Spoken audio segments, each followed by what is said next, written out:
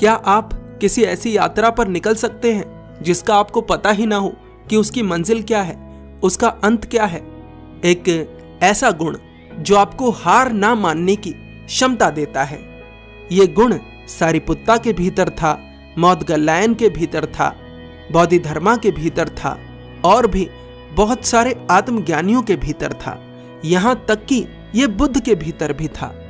क्या आप इस गुण को जानना चाहते हैं? क्या आप इसे अपने भीतर उतारना चाहते हैं? एक बार एक शिष्य अपने आचार्य से कहता है, गुरुदेव, मेरे भीतर एक बुरी आदत है। मैं बहुत जल्दी किसी भी कार्य को करते वक्त हार मान लेता हूं, जिसके कारण मैं अपने लक्ष्य को पा ही नहीं पाता। कृपा कर मेरी इस समस्या का कोई समाधान बताएं। वे आचार्य कहते हैं, किसी भी बड़े से बड़े लक्ष्य को प्राप्त करने के लिए 3 चीजें आवश्यक हैं।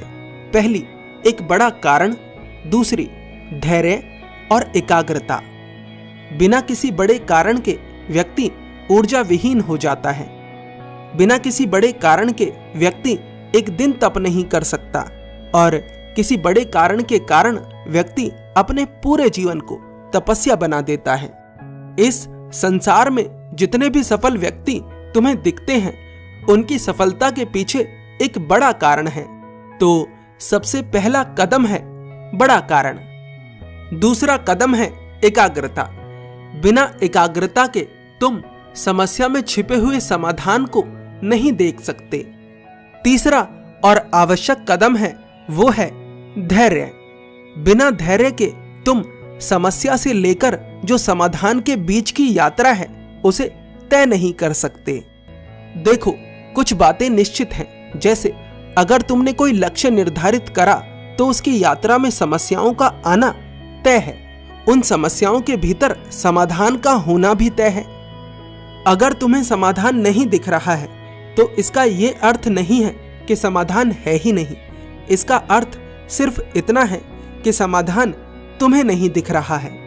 ज्यादातर लोग इसी तरह की स्थिति में किसी कार्य को करना छोड़ देते हैं क्योंकि उन्हें लगता है कि जो समस्या उनके सामने आ गई है उसका कोई समाधान है ही नहीं।